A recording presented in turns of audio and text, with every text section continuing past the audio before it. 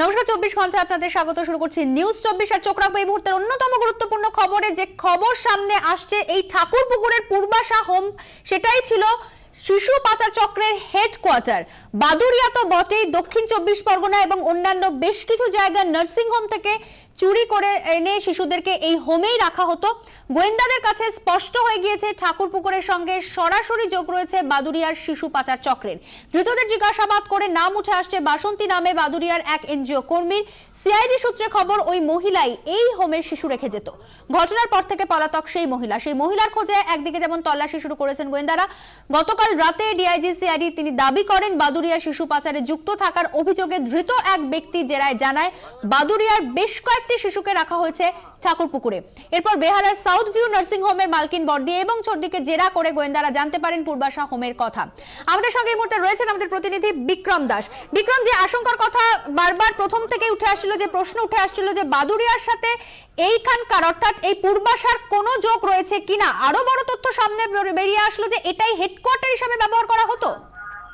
দেখো, বাদুড়িয়া কাণ্ডের সঙ্গে এই ঠাকুরপুকুরের পূর্বাশার যে যোগ, সেই যোগ কিন্তু গতকালই প্রমাণিত হয়ে গেছিল। কারণ কি, বাদুড়িয়া থেকে যেটা জানতে পেরেছিল যে কয়েকজন কিন্তু এখানে বাচ্চা দিয়ে গেছিল, এই বিষয়টা সিআইডি ডিআইজি জানতে পারেন এবং তারপরেই কিন্তু এই যে হোম, সেই হোমে রেড করে গোয়েন্দারা এবং তারপর সেখান থেকে 10টি বাচ্চাকে সেখান থেকে উদ্ধার করা হয়। কিন্তু যেটা অত্যন্ত গুরুত্বপূর্ণ বিষয়, যেটা প্রথমে মনে করা হয়েছিল যে এই শিশু বিক্রি বা পাচার চক্র শুধুমাত্র বাদুড়িয়া বা কলকাতার কয়েকটি নার্সিং হোম পর্যন্তই সীমাবদ্ধ, সেটা কিন্তু নয়। সিআইডি তদন্ত করতে গিয়ে জানতে পারছে এই শিশু পাচার চক্র বা শিশু বিক্রি চক্রটা কিন্তু গোটা রাজ্য জুড়ে ছড়িয়ে রয়েছে এবং রাজ্যের বিভিন্ন জেলা থেকে কিন্তু এখানে, অর্থাৎ আমরা যেখানে কিছুক্ষণ আগে দেখলাম যে 10টি বাচ্চা উদ্ধার হয়েছে, যে ঠাকুরপুকুরের ঠাকুরপুকুরের যে হোম, সেই ঠাকুরপুকুরের হোমই কিন্তু অ্যাকচুয়ালি সেফ হাউস ছিল। সেখানেই কিন্তু মূলত বাচ্চাদেরকে নিয়ে এসে রাখা হতো। শুধুমাত্র বাদুড়িয়া নয়, কলকাতা নয়, আরো বেশ কয়েকটি জেলার নাম উঠে আসছে, যেমন কি উঠে আসছে দক্ষিণ 24 পরগনা জেলা, সেখান থেকেও কিন্তু বেশ কয়েকটি বাচ্চাকে এখানে আনা হয়েছিল। এমনটাই সিআইডি সূত্রে খবর। যে 10টি বাচ্চাকে উদ্ধার করা হয়েছে তার মধ্যে বেশ কয়েকটি বাচ্চা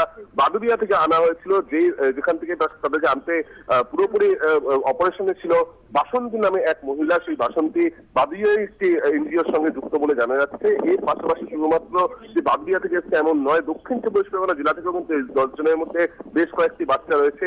এই বাচ্চাগুলির মা বাবা কারা, তারা কোথা থেকে আসলো, কিভাবে তাদেরকে পাচার করা হলো, কাদের তাদের নেওয়ার কথা ছিল, কারা মাঝখানে ছিল, এই সমস্ত বিষয় জানার জন্য কিন্তু আমরা জানি রীনা ব্যানার্জিকে গ্রেফতার করা হয়েছে।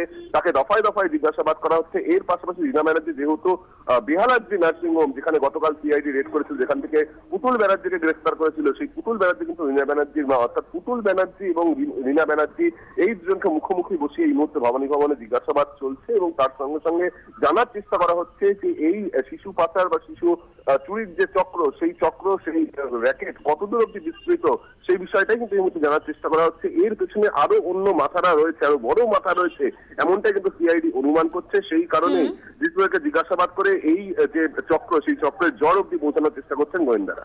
অর্থাৎ বিক্রম, এমনও কি মনে করছেন গোয়েন্দারা যে কলকাতার অন্যত্র আরো কোনো জায়গায় আরো কোনো নার্সিং হোম এভাবেই এই চক্রের সঙ্গে জড়িত রয়েছে?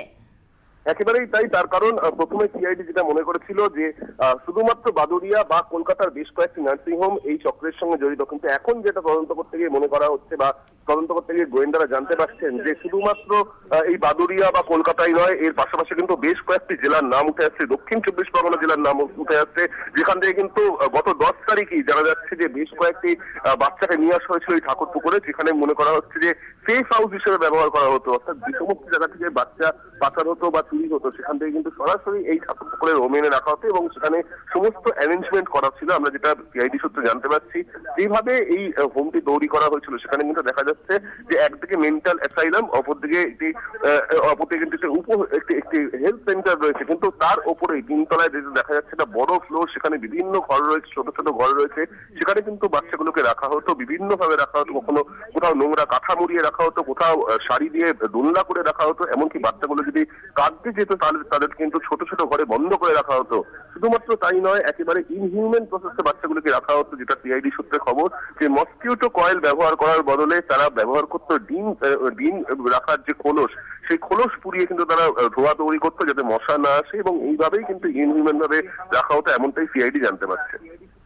ধন্যবাদ বিক্রম।